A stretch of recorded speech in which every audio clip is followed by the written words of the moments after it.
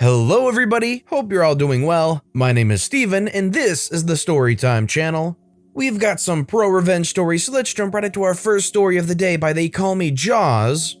I'll make you look stupid to your boss. Quarantine has given me a lot of time to read this up. I figured I'd share mine. I was working at an office as their admin. As most office folks will know, it is very hard to find a good, competent admin. The good ones want to be more than an admin and don't last more than a year or two typically before they head on to bigger things. That said, I was a good admin. I was working there full-time so I could pay for college, which I attended at night. Not the most conventional college experience, but no debt. Anyways, this means that I would be there for a few years while I finished up school. After I had been there a few years, the higher-ups were delighted to have a competent admin who was actually staying. My desk was right outside one of the higher-ups' offices on the opposite side, and I could actually hear their discussions. One day I could hear a meeting discussing how great and efficient I was, how I was getting so much more done than the last person who was in my role. I was super excited. Always nice for your work to go noticed, right? Well, it turns out, not exactly. In the following weeks, I heard a few more meetings. They had come up with a brilliant plan for me to absorb another employee's role since I could handle it. To be honest, I could have handled it, but they were discussing how cost-effective it was since I was paid relatively minimally in comparison to others in the office. As in, I would be absorbing another employee's role without a pay increase. They were discussing me like I was a cash cow. It made me feel stupid for putting so much hard work in. They weren't appreciative, they were exploitive. Their plan was to fire the woman who I would be replacing, who, by the way, had been there about 15 years and was great. They would then ask me to help out and fill the vacant role. I would then help out permanently. Seriously, so exploitive. If they had just asked me to take on the role with a pay increase, which would still be infinitely less expensive than the whole salary they had been paying the other woman, I would have gladly accepted. Instead, they were resorting to trickery in order to brag about how they've cut costs and increased efficiency. They scheduled to have this change done before their next expense meeting with one of the big bosses so they could show him how great the numbers looked. That meeting was scheduled for 2 p.m. on a Wednesday. I was a few steps ahead of them, since I could hear everything in their meetings, so I hatched a plan. They explained that they were in a tight spot and needed me to fill in since I get all my work done so quickly. I said I would be happy to help out and asked if I could work 7 a.m. to 3 p.m. for the next 4 Wednesdays in order to take an earlier night class, which they approved. As I said, my role was a very hard one to properly fill. The other role was admin adjacent and was also not easy to fill. I had paid my bill for my last quarter of college and lived at home, so had pretty minimal expenses. I would be fine to complete my last 3 months of college without a job. I submitted my 3 weeks notice to one of the higher-ups who I knew barely skims her emails. I wrote her an email reminding her about my Wednesday's shift change and to please see attached. Attached was my 3 weeks notice letter. She clearly only read the body, not the attachment, and responded with a quick thank you. My last day worked out perfectly as planned. On the very day of their 2 p.m. meeting with the big boss, after they had spent an hour raving about their business-savvy minds and how much cost they were able to trim by using me, I entered their meeting at exactly 3 p.m. with a large box loaded up with my personal items from clearing out my desk for full effect. I apologized for interrupting, but wanted to say goodbye before leaving on my last day. I warmly thanked them for the past 4 years and earnestly said to keep in touch. Their faces were a combination of confusion and horror. The big boss looked the most confused, considering he had just been told for an hour that I would be taking on 2 roles for the price of 1. Big boss says, "What's going on?" I say, "Oh, sorry for any confusion. I changed my schedule on Wednesday, so I leave at 3 p.m. "Not that. Why do you have your things packed up?" "Well, it's my last day, of course." Higher up angrily says, "Well, as you know, we need notice in writing. We can't just fill a position overnight." I say, "That's why I gave you 3 weeks notice in my email rather than the standard 2. I do hope that helped in your search for a new admin." Higher up looking ghostly white. "Can you stick around for a bit? I think we have some discussing to do. Maybe we can work something out?" Me, with the most confused face I could manage, work something out? What do you mean? Literal silence when the realization sets in that I quit weeks ago and there was nothing to discuss. Well, anyways, I just wanted to make sure I said goodbye. I better get going. I turned and walked out. The juxtaposition between me professionally saying goodbye with a smile and their confusion/anger/tension was incredible. They actually ended up calling me the next week to ask if I would stay a bit longer with a pay increase, which I declined and noted that this probably should have been discussed prior to my exit from the job. So satisfying. I spent the next 3 months focusing on only my schoolwork and applying for new jobs in my field now that I would have my degree. I had time to attend all of the college's senior activities too, so I got 1 semester of the college experience, which made me really happy. One of my coworkers who I still talk to called me to ask about what had happened. Apparently, higher-ups and Big Boss were in their office meeting for several hours even after office hours, with lots of yelling involved. The aftermath was pretty beautiful. They had to hire staff from a temp agency to fill both positions, and it took 2 months to fill one role, 3 months to fill the other. The office was basically in chaos for those 3 months. Additionally, the woman who they fired to have me fill her role filed for unemployment, and the company had to pay her unemployment for the maximum amount of time. She was older and ended up retiring shortly after her unemployment benefits ran out. The higher-ups weren't fired or anything, but they were not well liked by the big boss at all and had to work hard to gain any trust back after their freak-up and were micromanaged a lot more. Now, that is a very fortunate situation where you were sitting close enough to the meeting room where you could snoop in on it. If this was you and you overheard them trying to basically lump you into 2 jobs for the price of one already underpaid one, would you have just straight up called them out on it and tried to get the pay raise you deserved, or would you have quit, or would you have done something similar to what OP did? Let me know in the comments down below. This next story is by LozNewman. There's always a smarter person than you. During my time as a consultant, we started having payment problems with one multinational client. Specifically, this one site stopped paying their bills. Their excuses got worse and worse. Now, we had a great relationship with the site director and various executives, but this accounting department suddenly couldn't find its butt with either hand. After 6 months, it started looking like it was time to hire a lawyer and threaten lawsuits. A horrible idea with real bad consequences for repeat business, but the accounting woman we liaised with suggested a face-to-face bring all your documents meeting. 3 hours drive there and the same on the return trip, probably a 2-hour meeting, but it was a significant amount of money. Unfortunately for her, we had just acquired a neat little electronic gadget. Just to optimize our time there, we set up a meeting with the site director, ST, to touch bases. Double bonus, we could cut short a dragging on meeting by mentioning we had to go see ST. She waffled, talked about anything and everything and nothing, wouldn't say why any of this was happening. Me and my partner exchanged disgusted looks and stood up to walk out. She hurriedly got to the point.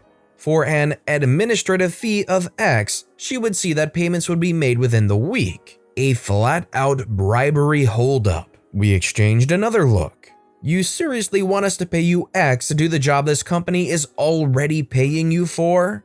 It certainly would help. Partner says, if we get the money to you by the end of the day, you'll unblock the situation? Yes. I assume you want cash? Yes, cash will be perfect. I say, right, let's go. We left and went straight to the site director's office. He graciously showed out a subordinate so he could meet with us earlier than planned. We pulled out our neat little electronic gadget and played back the recording of the relevant bits of the meeting. Site director says, thank you for confirming my suspicions. I'll take care of it. You'll be paid within the week. Partner says, you understand we'll be keeping the original of the recording? You can have a copy.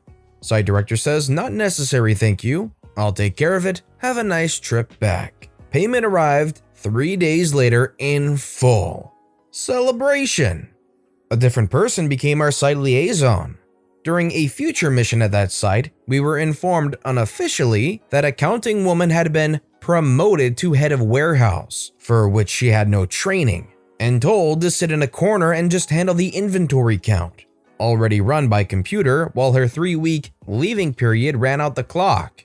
I strongly suspected, some interesting questions from our new accounting liaison, a forensic accounting effort to nail her with professional malfeasance and wreck her professional reputation and uninsurance payments. So if I'm following this correctly, it was the accounting woman using the accounting department as a way to basically blackmail companies into paying them. But it didn't work out very well for them because, surprise, they knew the site director, which I guess is some kind of superior, and they were able to fix this whole situation and get the lady busted. With pulling a stunt like that, I'm surprised she even got the 3 weeks. This next story is by Ruby Rose 123456778. Make me work past the time the law says I can? I get the manager fired. This happened a few years ago when I was 15 and working at a popular fast food company. My state says minors cannot work past 10 p.m. to give the student time to do homework and enough sleep for the next school day. Ignoring this law could get the company a fine.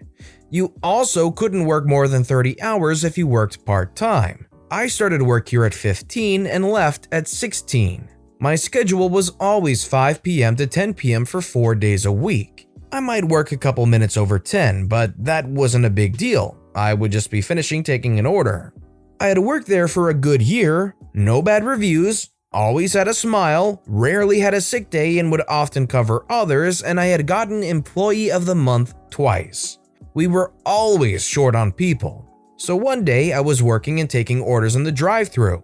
About 9:30 p.m., the manager, female 37, had told me to stay late. OP, I'm gonna need you to stay late tonight. The person covering you doesn't come until 2 a.m. I can't because… We need you to. Coworker says she can't, she's a minor. Well, the person covering your shift doesn't show up till 2 a.m. OP will deal with it. I worked till 2 a.m., went to school with barely any sleep. I wake up at 6 a.m. and started school at 7. After this would happen every time I worked with this manager, which was 2 out of the 4 days I worked, and often would be days in a row, Tuesday and Wednesday. I was really falling behind in schoolwork as I could barely even get enough sleep to function. I would get home about 2:15 if I left at exactly 2 a.m., as my last meal would have been lunch at school, and then finally falling asleep at about 3 a.m. I have trouble falling asleep. This was very much illegal as I was working 38 hours, legally couldn't be more than 30 as a part-time, and working past 10 p.m. I was receiving no breaks, as at my work, if you work more than 5 hours, you get a 30-minute unpaid break. This happened for about a month. So I go into work again, and it's this manager again. 9:30 p.m., manager tells me I have to stay again till 2 a.m. You're staying late again. I can't, I have school tomorrow and I'm falling behind. I don't care, you need to work till 2 a.m. and to have someone cover your shift. I legally am not supposed to work past 10 p.m. But when you applied here, you agreed that if you needed to work extra, you would. Which general manager said I still would have to be off at 10 p.m. due to state labor laws. You agreed when you applied that you could work extra, so you're working extra. Now get back to work. So I ended up working the shift, but I decided to report my company and corporate as other managers didn't believe me when I first told them. I called the school day off as well as call off work that day with the same manager. I decided to email higher-ups, stating dates and times I worked, showed I was still a minor, worked more than 30 hours a week, and stated if the city found out, they would get a huge fine due to this. I also tagged my general manager as well. This immediately went into investigation. I was told I could have the next few days off at work. I finally got enough sleep. So when I came back in for my shift after my days off, I was taken into the office. General manager says, "Please take a seat, we would like to talk." I take a seat in the office and set my stuff in next to me. Corporate manager says, "I would like to say sorry on behalf of the company for your overtime. Legally, you are not allowed to work past 10 p.m., and manager neglected to follow the law." General manager says, manager has been fired for disobeying the law and possibly causing the store to lose a lot of money. We also had found out she had done this to other people on nights you didn't work. If it wasn't for your complaint, this would have gone much longer than it did. The meeting ended shortly after I signed some papers about my complaint and how I'd get a raise and how all my meals would now be free instead of half off. I quit shortly after, and the last time I seen the manager was when I went to the grocery store when she was packing bags. Yeah, this lady is absolutely reckless, and personally, I'm glad that she lost her job because that's not okay to be doing. Most people in those managerial positions understand the ramifications of breaking these laws and wouldn't dare doing something as stupid as that. You can get fined lots of money. And our final story of the day is by MCAT36, Disobeying Rules Because You're in a Rush? Time for a lesson in patience. I went down to my local Robinsons today because they had a sale on Pepsi Max and my boyfriend is addicted to the stuff. It's actually quite far out of my way, but I have nothing better to do. Being furloughed is boring. So I make my way to the checkout, scan my 8 bottles of Pepsi and join the queue of people making their way to the exit. I'm stuck behind 2 short ladies walking very slowly. One seems to be leaning on the other. It seems the leaning lady has some sort of disability, so I make sure to stay at a safe distance in case she stops suddenly and I have to go around her. So I'm moseying along when Mr. Silverhair appears, right next to me. There was much less than a meter between us, and despite our masks, I was peeved that he wasn't obeying social etiquette by respecting social distancing guidelines. He was trying to cut me off to get around the 2 ladies but was blocked by a display. I happily retook my spot in front of him and continued the slow pace set by the ladies. I could sense the frustration of Mr. Silverhair and it delighted me. At the exit there are 2 doors to choose from. The ladies chose the left door, so I chose the right. I was quite enjoying the slow, calming pace, so I continued it for as long as possible. Mr. Silverhair was even going in the same direction as me. How fortunate! I made my way to a trolley bay and he stomped past me. Very petty, but I certainly felt satisfied. So to be clear, Robinsons is a British supermarket. That said, show some social etiquette. Not only the mask thing, but just being polite about the people in front of you. Unless the people in front of you are purposely being rude to you, just try and respect it. That's all I can really add to that. But with that being said, that's all the time we have for today. So if you enjoyed the stories today, please consider giving the video a like, and if you haven't, subscribe and turn notifications on so you'll never miss an upcoming video. And if you had a favorite story of the day, let me know which one and why in the comments down below. But no matter what you did, whether it was liking, commenting, subscribing, whatever you did, thank you all so very much for supporting me right here on the Storytime channel. I hope you all have a wonderful day, and as always, I'll be back tomorrow with more Reddit stories right here on the Storytime channel.